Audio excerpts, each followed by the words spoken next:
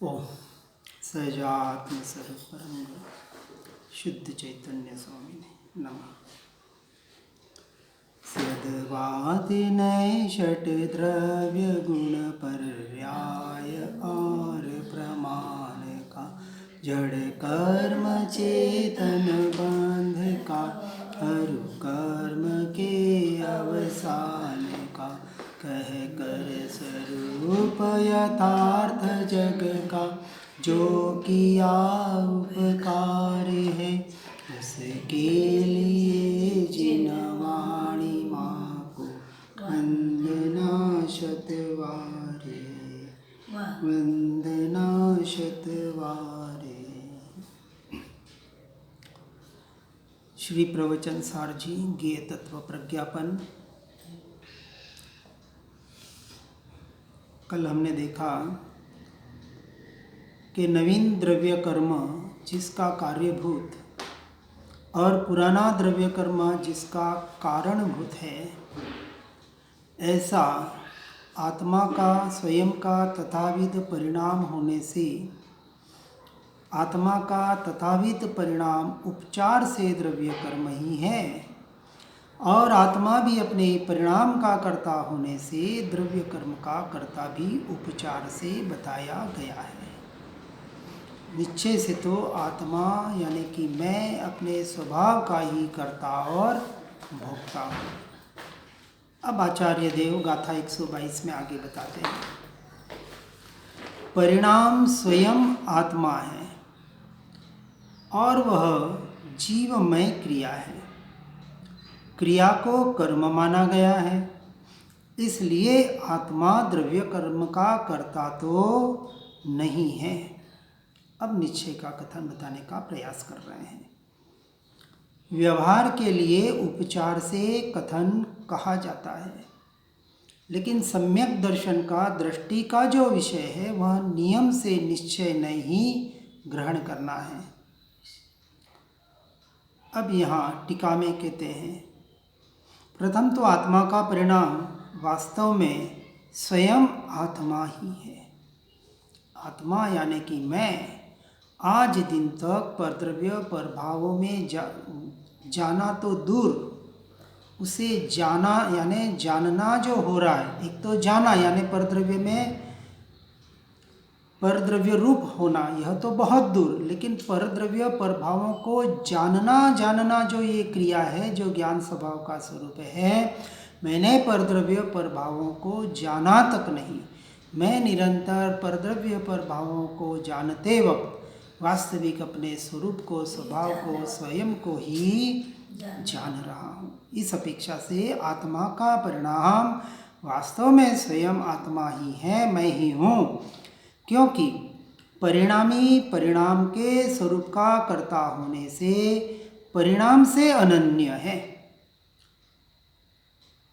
जीव का मेरा परिणाम मुझसे मुझ में होने की वजह से मैं अपने परिणामों से अनन्य हूँ, और जो उसका यानी आत्मा का अपना स्वयं का तथाविध परिणाम है वह जीवमय ही क्रिया है, क्योंकि सर्वद्रव्यों की परिणाम लक्षण क्रिया आत्ममयता यानी कि निजमयता से स्वीकार की गई है, और फिर जो जीवमयी क्रिया है यानी मेरी जो स्वयं की क्रिया है वह आत्मा के द्वारा यानी मेरे स्वयं के द्वारा स्वतंत्रतया प्राप्य होने से कर्म है।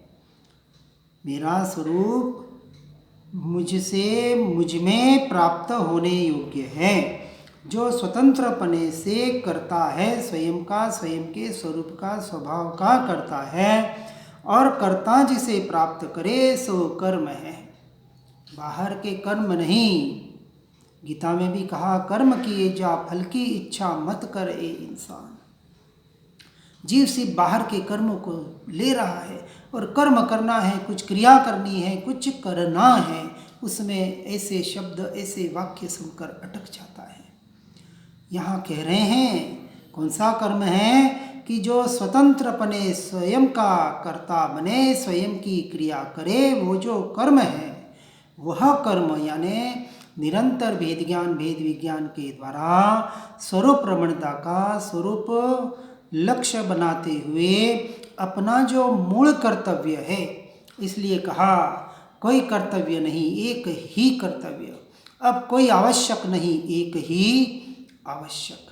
कौन सा कर्तव्य? कि मैं अपने से अपने में अनंत काल के लिए, सदा के लिए लीन बनूं। यही मेरा वास्तविक कर्तव्य है और यही मनुष्य जन्म की सफलता है। और यह कार्य स्वतंत्रतया प्राप्य होने से अब मुझे अपने से अपने में रहने के लिए पर द्रव्य, पर भाव, किसी भी प्रकार की पर की अपेक्षा अंश मात्र भी नहीं है। ऐसा निर्णय, ऐसा टंकोत्कीर्ण निर्णय करके जीव को अपने स्वरूप में लीन होने का प्रयास नहीं, पुरुषार्थ करना है। इसलिए परमार्थतः आत्मा यानी कि मैं अपने परिणाम स्वरूप भाव कर्म का ही करता हूँ, किंतु पुद्गल परिणाम स्वरूप द्रव्य कर्म का भी नहीं। अपेक्षा से द्रव्य कर्म का करता कहाँ? भाव कर्म से द्रव्य कर्म से नो कर्म से भाव कर्म। अनादि से ये कर्म रूप जो धारा परिणाम पर रूप हो रहे हैं, अब उसको वहाँ से तोड़कर, उसका विच्छेद करके, भेद छेद करके निरंतर अपने स्वरूप रमणता का हमें प्रयास और पुरुषार्थ करना है। और इससे आगे क्या कहा जाएगा, कितना कहा जाएगा? अब करना किसके हाथ में है? स्वयं के हाथ में है। अब यहाँ ऐसा एक प्रश्न होता है कि जीव भाव कर्म का ही करता है, तब फिर द्रव्य कर्म का करता कौन है? इसका उत्तर इस प्रकार है। प्रथम तो पुद्गल का परिणाम वास्तव में स्वयं पुद्गल ही है। एक द्रव्य दूसरे द्रव्य का अंश मात्र भी कार्य कर सकता नहीं, क्योंकि परिणामी परिणाम के स्वरूप का कर्ता होने से परिणाम से अनन्य है। हर जीव अपने से अपने में, हर द्रव्य अपने से अपने में परिणमित होता है। इसलिए वो स्वयं के स्वरूप का कर्ता होने से स्वयं के परिणाम से अनन्य है और दूसरे के परिणाम से अन्य है, पर है, पराया है। और जो उसका यानी पुद्गल का तथावित परिणाम है, वह पुद्गलमयी ही क्रिया है, क्योंकि सर्वद्रव्यों की परिणाम स्वरूप क्रिया निजमय होती है, स्वयं से स्वयं में होती है। ऐसा स्वीकार किया गया है, ऐसा मूल सिद्धांत है।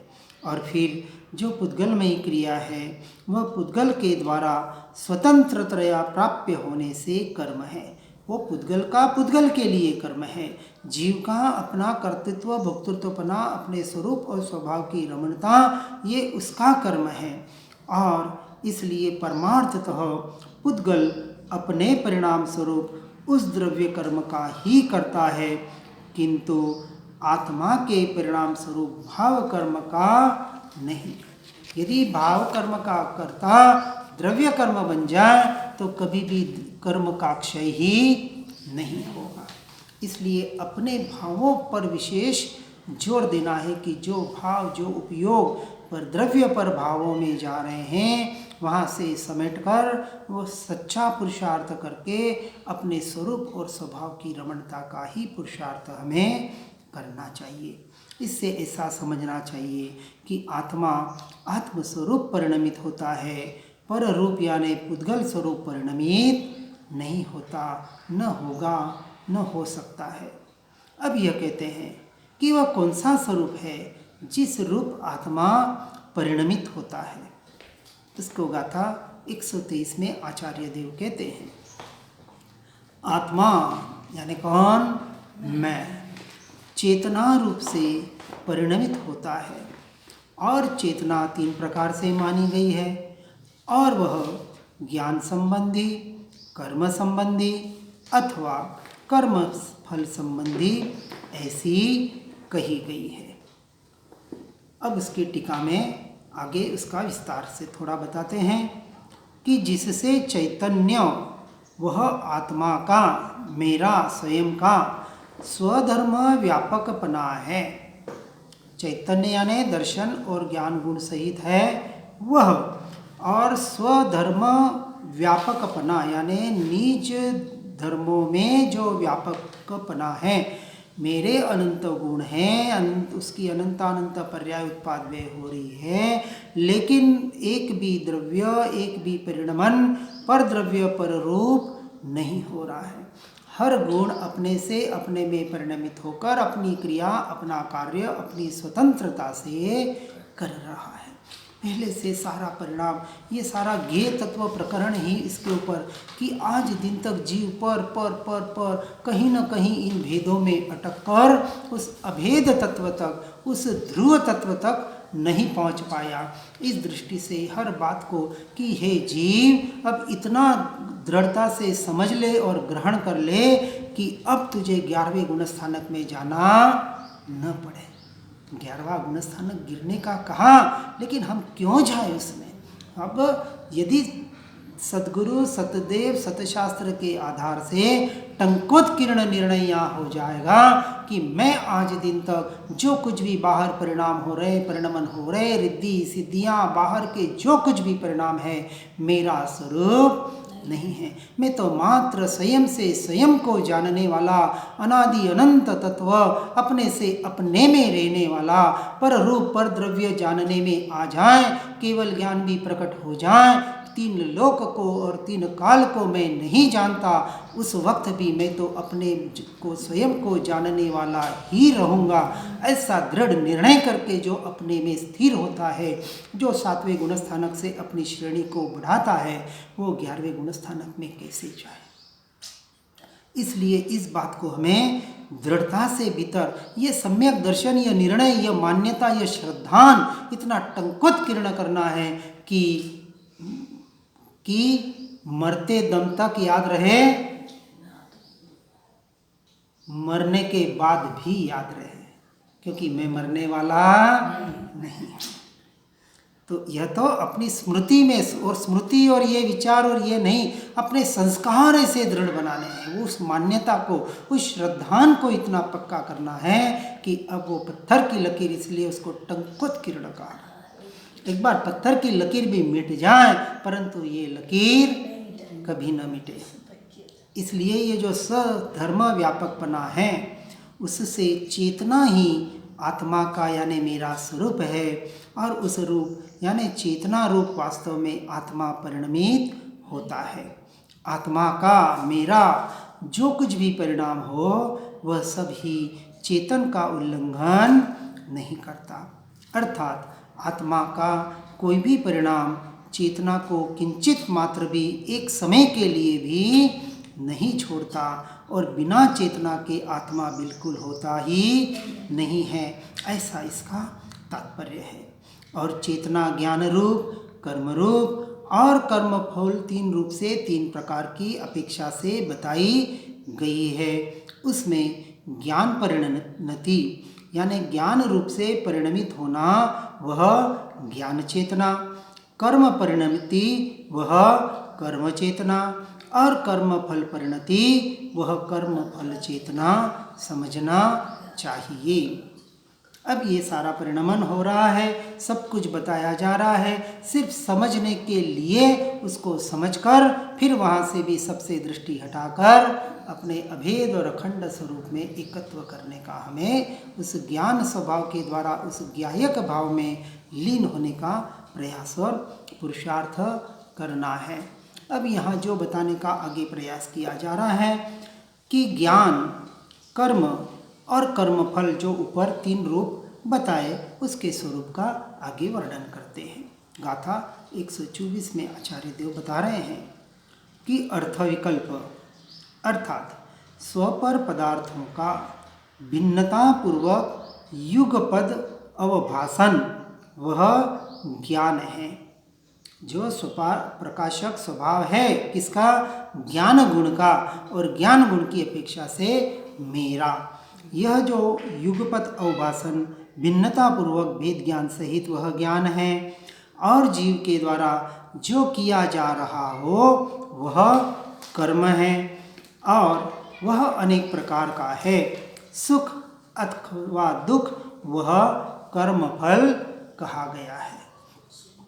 अभी जो जीव पर्याय के परिणमन में कर्मों के उदय से जो कुछ भी परिणाम हो रहे हैं उसमें एकत्व करके अपने को किस रूप मान रहा है, ये जो कर्मफल चेतना और ज्ञान चेतना उनको यथार्थ रूप से सुनकर समझकर फिर जो हेय है उसको छोड़कर जो उपादेय है ग्रहण करने योग्य है उसे हमें ग्रहण करने का प्रयास करना है। अब आगे टीका में बताते, प्रथम तो अर्थ विकल्प वह ज्ञान है। बाहर के सद्देव सद्गुरु सतशास्त्र के माध्यम से हम जो कुछ भी सुन रहे हैं पढ़ रहे हैं, जो आत्मा के विशेष भेद का ज्ञान लेने का जो प्रयास कर रहे हैं वह ज्ञान है। वहाँ अर्थ क्या है? अर्थ यानी देखो, अर्थ के दो अर्थ, एक तो उस शब्द का अर्थ और एक अर्थ का अर्थ होता है प्रयोजन।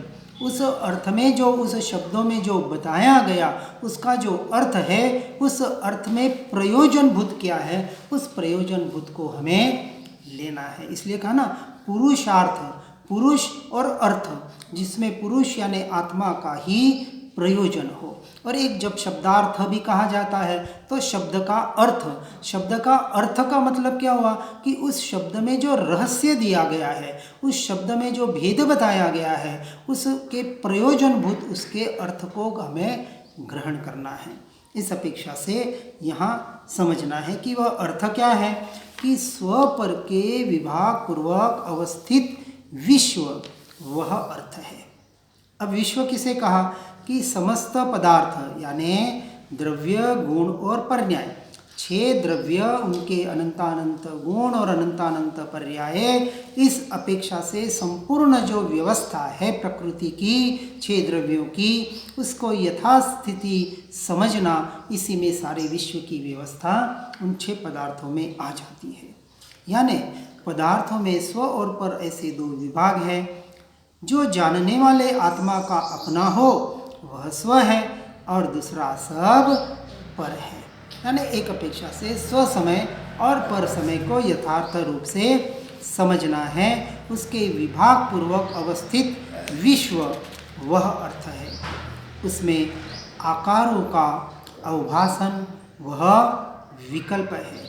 ये जो बाहर जानने में आ रहे, जो ज्ञेय यानी जानने, क्योंकि स्वपर प्रकाशक है, जो पर जानने में आ रहा है वह क्या है? उन आकारों का प्रकाशन होना, ज्ञात होना, प्रकट होना है। क्योंकि ज्ञान में परद्रव्य भी जानने में आते हैं।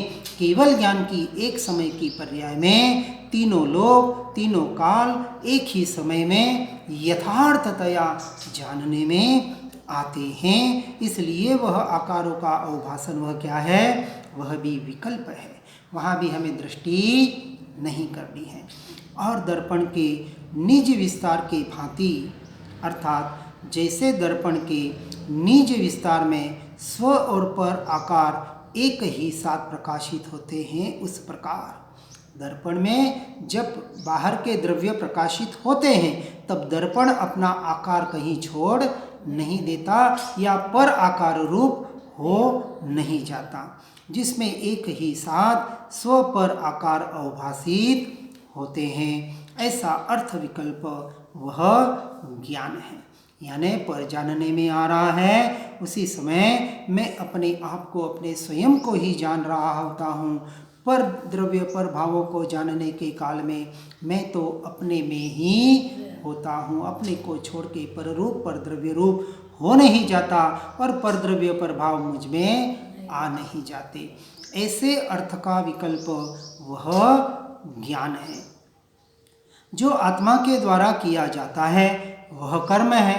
अब स्वपर प्रकाशक जब उपयोग आत्मा अज्ञान दशा से, मिथ्यात्व से पर द्रव्य पर भावों में मैं मेरापना करता है, तब वह स्वयं को पररूप प्रतिभाषित करवाता है कि मैं पररूप हूँ, मैं ऐसा हूँ, मैं वैसा हूँ। ये क्या है? सारे भ्रांति का जीवन ये कौन जी रहा है? जीव जी रहा है। जड़ पुद्गल को कुछ पता नहीं है कि इसका परिणाम क्या हो रहा है, उसको क्या हो रहा है, वेदना हो रही है, सर्दी लग रही है, गर्मी लग रही है, वो देख रहा है, सुन रहा है, खा रहा है, पी रहा है, उसको कुछ भी पता नहीं है। उसकी अपनी क्रियावती शक्ति से उसकी क्रिया, उसका कार्य हो रहा है, लेकिन उस अनुभव करने वाला जो तत्व है वह जीव तत्व, वह मैं अपने भूल की वजह से इस परद्रव्य की, परभावों की क्रिया को अपना मान रहा हूँ।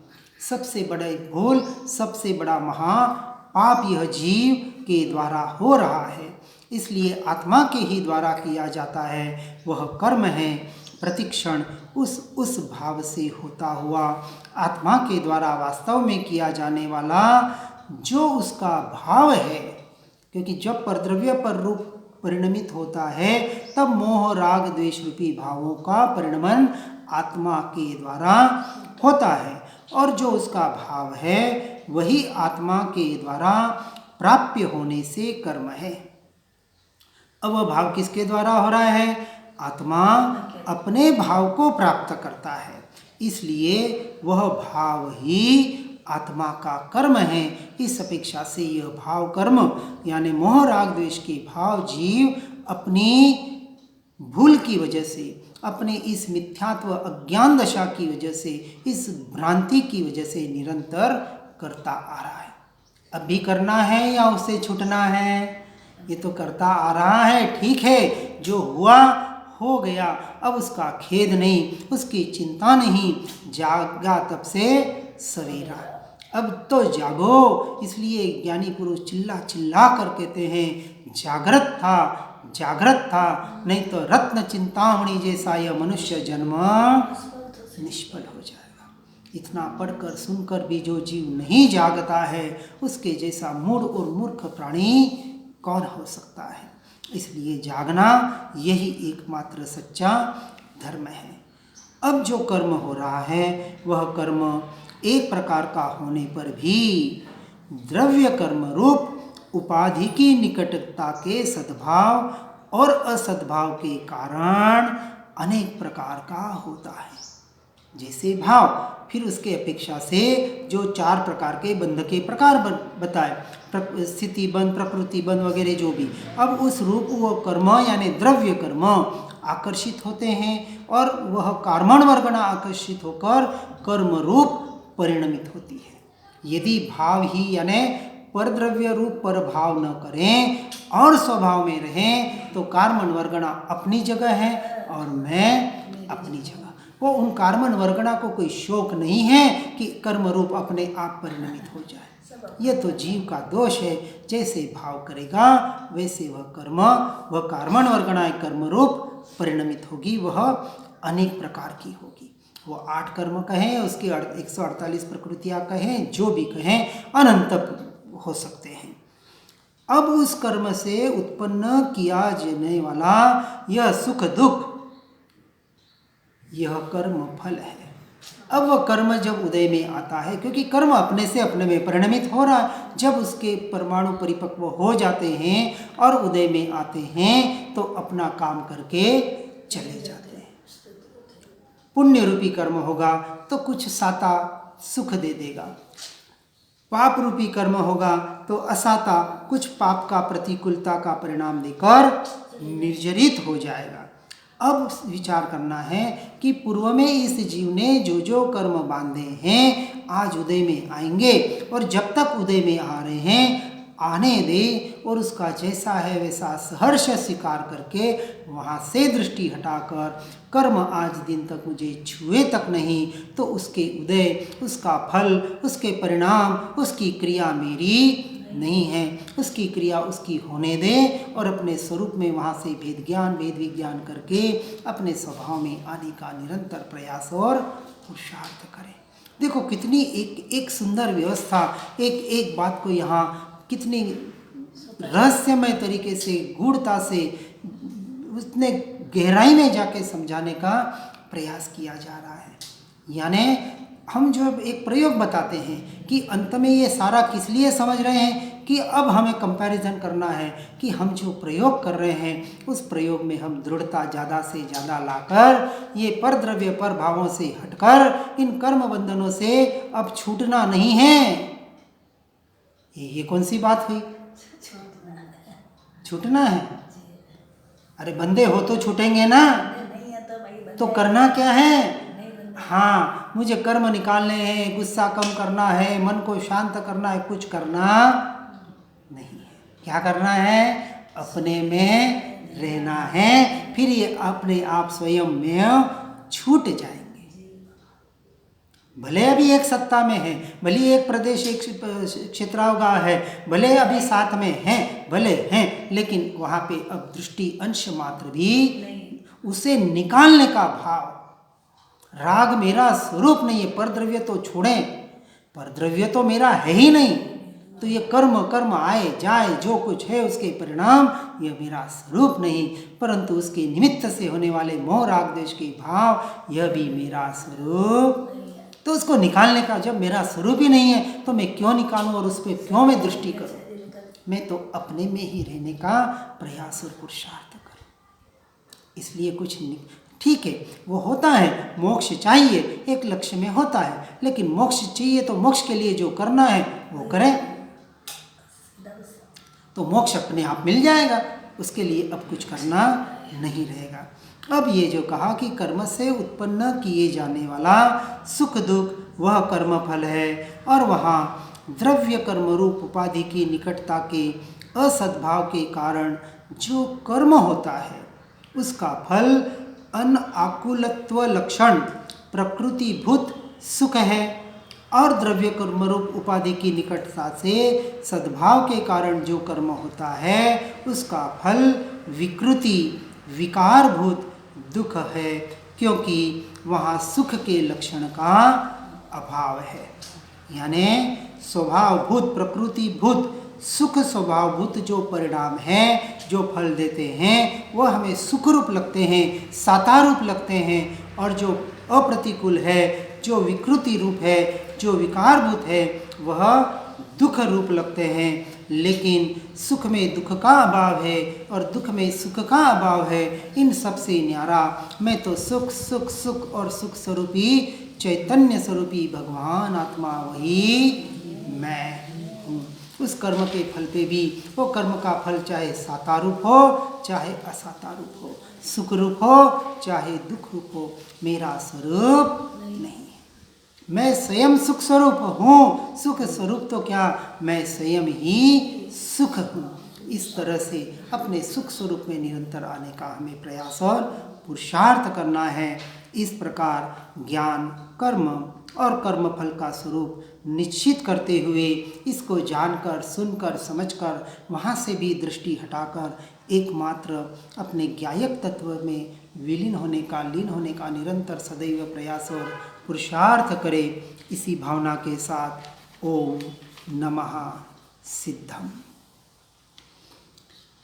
आत्म ही है देव हमारे, आत्म ही सद्गुरु भाई, आत्मशास्त्र है धर्म आत्म ही, तीर्थ आत्म ही सुखदाई, आत्म मन नहीं है रत्नत्रय पुरित अवगाहन सुखधाम, ऐसे देव शास्त्र सद्गुरु को धर्म तीर्थ को सतत प्रणाम, धर्म तीर्थ को सतत प्रणाम।